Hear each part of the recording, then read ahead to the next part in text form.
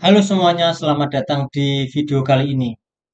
Kita akan membicarakan, mendiskusikan sebuah buku berjudul The One Thing. Ini bukunya. Kalian bisa dapatkan di internet gratis, tinggal googling saja. Tapi memang masih dalam versi bahasa Inggris.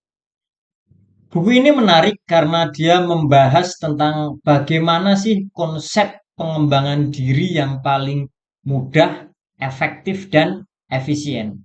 Pastinya kita semua selalu berpikir ya, bagaimana sih agar kita bisa keluar dari zona nyaman, bagaimana sih agar bisa berkembang, menambah skill, atau hidup kok gini-gini aja. Nah, buku ini memberikan jawaban yang praktis menurut saya. Nah, apa yang disarankan buku ini?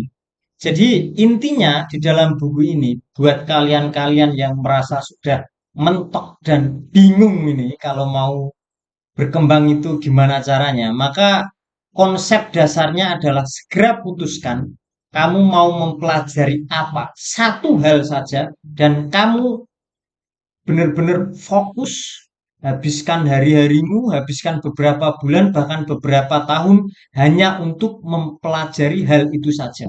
Terus di sana sampai kamu sampai di tujuan akhirnya. Artinya kamu menguasai. Itu, intinya sih itu. Jadi secara konsep logikanya masuk sih, masuk sih. Kan kita sering pengen improve diri ya, pengen naik level gitu. Dan kadang kita bingung gitu. Lah buku ini menjawab, kalau pengen improve, berkembang, cara yang paling pasti adalah yaitu fokus ke satu hal. Kalau yang suka musik ya musik, mungkin bisa dispesifikkan. Musiknya belajar apa dulu nih? Gitar atau piano? Ya udah, kalau piano ya belajar piano terus gitu kan, sampai benar-benar menguasai gitu kan.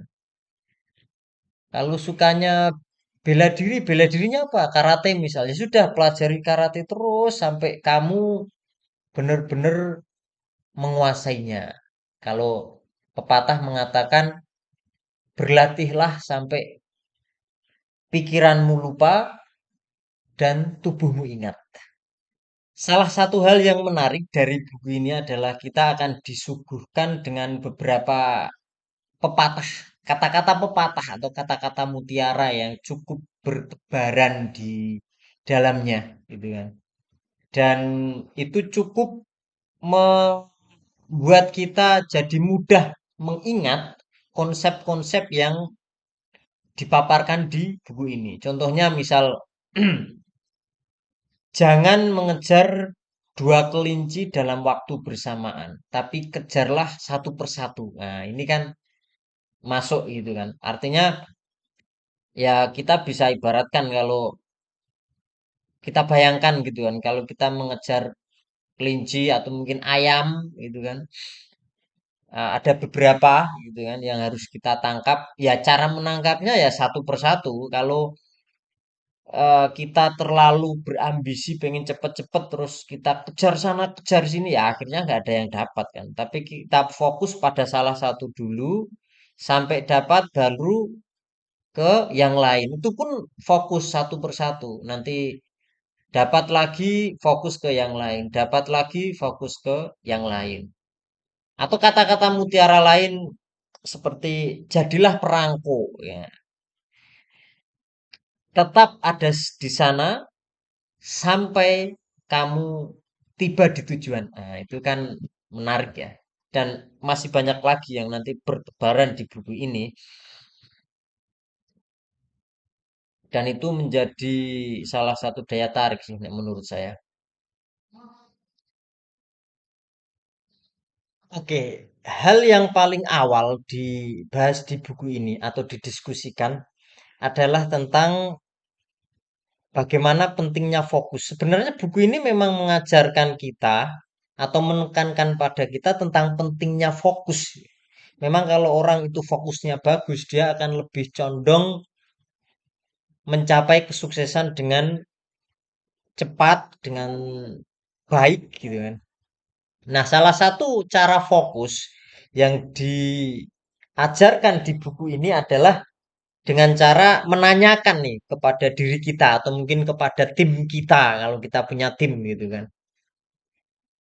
Apa sih tiga hal yang bisa kita lakukan minggu ini gitu kan.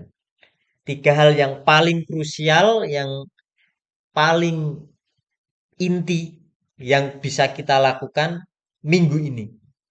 Kalau tiga hal itu nggak ketemu, rubah lagi.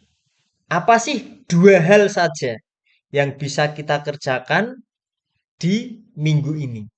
Kalau masih nggak bisa lagi, perkecil. Apa sih satu hal yang bisa kita lakukan di minggu ini yang kalau itu kita lakukan, maka yang lainnya juga akan jadi membaik, jadi lebih baik. Nah, jadi latihan fokus dan itu memang semacam membentuk sebuah kebiasaan juga ya, habit gitu kan. Dan ya aku rasa itu masuk. Oke, selanjutnya masih tentang bahasan fokus gitu kan. Jadi fokus ini menjadi penentu keberhasilan seseorang dalam hidup. Kalau orang itu fokusnya bagus, maka sudah bisa dipastikan nih persentase suksesnya besar. Tapi kok orang itu kok tidak fokus, pecah gitu kan, pikirannya pecah, sana pikir, sana dipikirin, dia nggak punya satu hal untuk benar-benar dia urusi, dia pedulikan, maka ya susah mau sukses.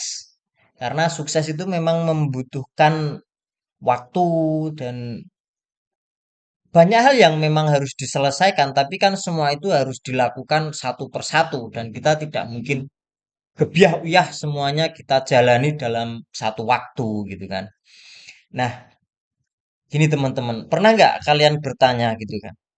Di sana nih ada orang sukses gitu kan. Dalam hal apalah, entertain, musisi atau olahraga, apapun lah, bikin podcast kok bagus, banyak view-nya. Eh, Padahal kalau dipikir, mereka dengan kita itu kan dalam sehari semalam punya waktu yang sama, sama-sama 24 jam.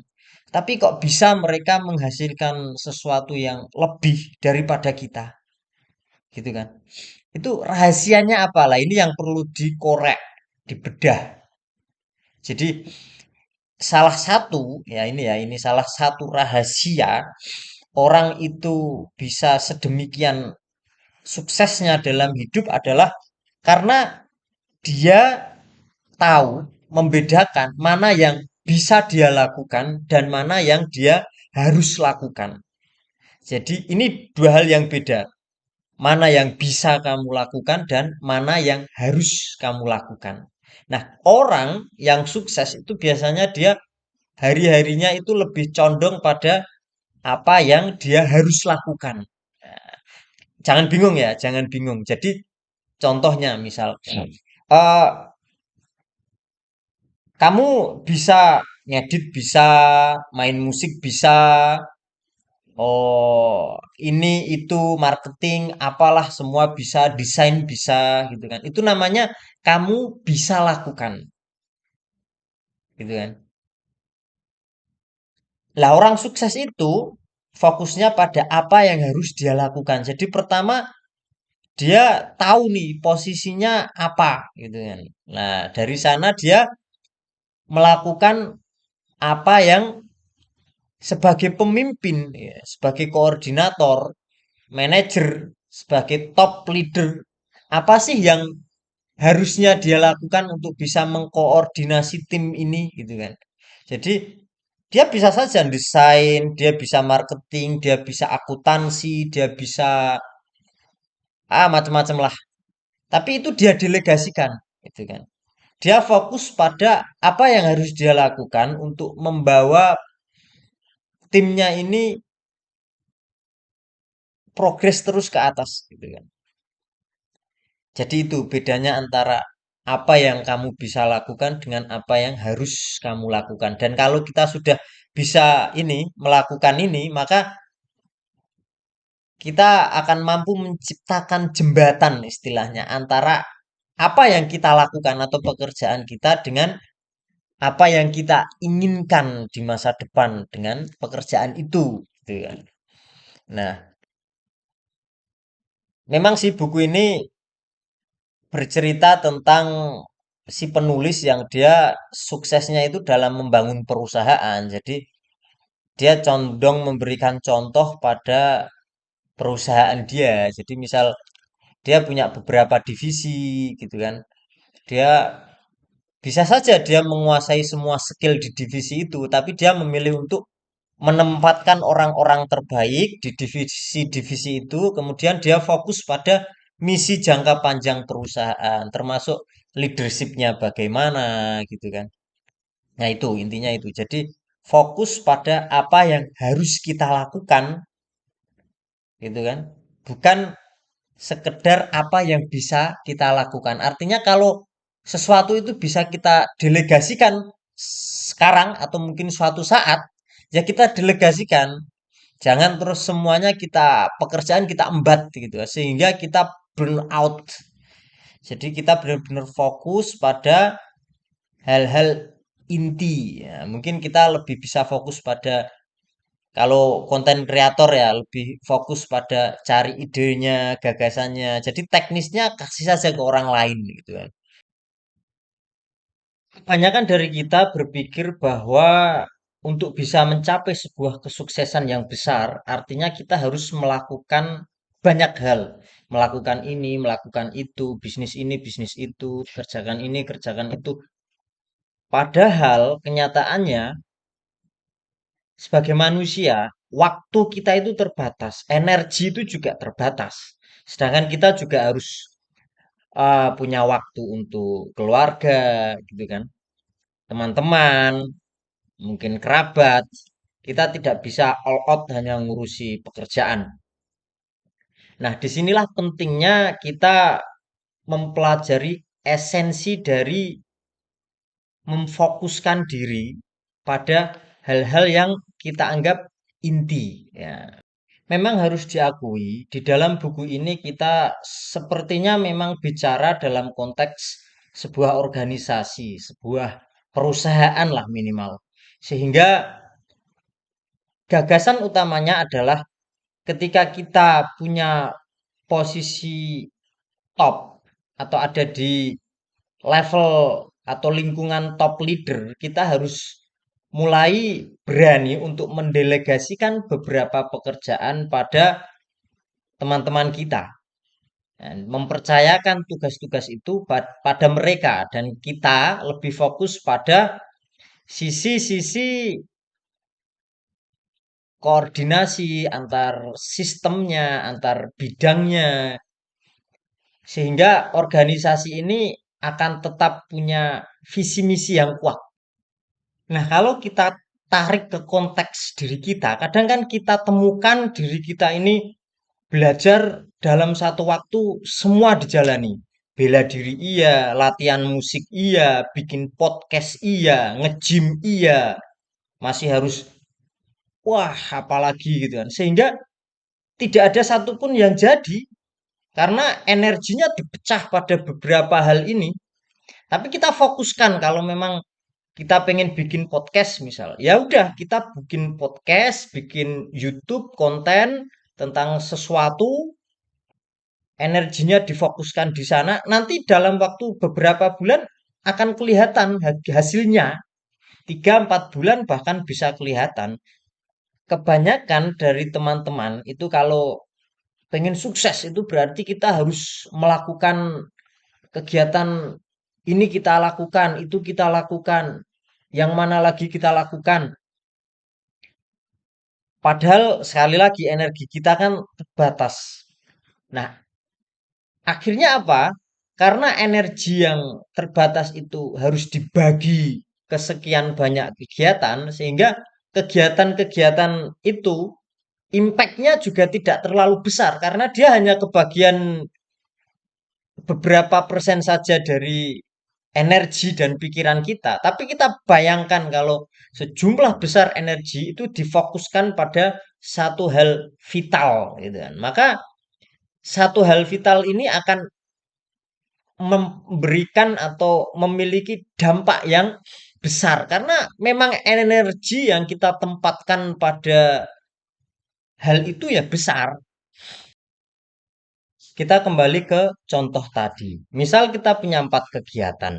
Kita latihan karate, kita latihan musik, kita latihan nge-gym, kita juga bikin video YouTube atau mungkin podcast.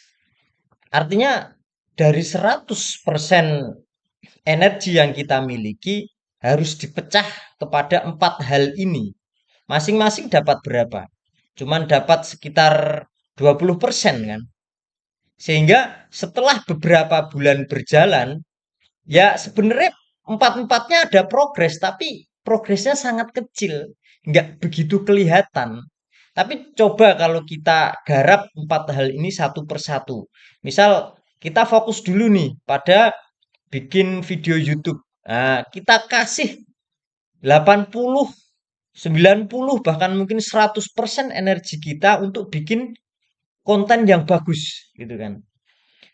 Karena kita fokus ke sini, maka setelah 5 bulan hasilnya akan kelihatan secara kualitas maupun kuantitas. Nah, setelah kita merasa sudah stabil di hal yang pertama ini, nah, kita bisa nih pindah ke hal lain gitu kan. Apalah gitu kan. Sehingga kita semangat gitu kan. Karena benar-benar melihat perkembangan yang nyata dan signifikan. Nah, konsep pembagian waktu dan energi yang salah dan tidak tepat sasaran inilah yang membuat teman-teman jadi down mentalnya.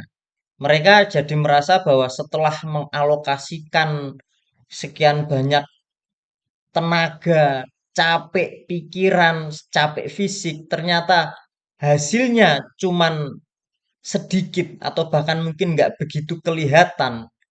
Mereka jadinya apa? Mereka membuang jauh mimpinya karena mereka berpikir, oh ternyata sukses itu sulit, sukses itu berat. Nggak berat kalau kamu bisa memfokuskan energimu. Itu sebenarnya ketika kamu membagi energi ke beberapa hal itu, ada progres di setiap halnya, di setiap aktivitas yang kamu lakukan. Cuman masalahnya progres itu sedikit, nggak begitu kelihatan, sehingga kamu merasa itu nggak ada artinya. Inilah yang membuat mental down, mimpi jadi kecil, tidak berani bermimpi besar, anak-anak muda jadi tidak memiliki semangat, tidak memiliki motivasi. Ya hanya karena alasan sederhana ini, pembagian energi yang tidak tepat sasaran. Jadi teman-teman, adik-adik, bapak-bapak semuanya, intinya adalah kita harus menyadari bahwa di dunia ini tidak semua hal itu seimbang, equal. Artinya dari beberapa kegiatan yang kita miliki, A, B, C, D, kita harus tahu mana prioritas, mana yang paling penting. Misal kegiatan D, itu paling penting, dia paling menghasilkan uang, dia paling utama, dia paling mungkin untuk memberikan kita relasi, kita juga skill berkembang, ya sudah, itu yang diutamakan. Baru yang lain tetap kita kasih, tapi tidak banyak gitu. Itu tadi bagian awal dari buku berjudul The One Thing. Sebenarnya masih banyak ya. Tadi baru bagian pertama. Jadi ini gitu kan. Kita baru di sini. Jadi perjalanannya masih panjang. Oke teman-teman, kayaknya sampai di sini saja udah 20 menit. Masih panjang, jadi anggap saja video ini adalah part 1. Jadi nanti kita sambung dengan part-part berikutnya. Oke? See you.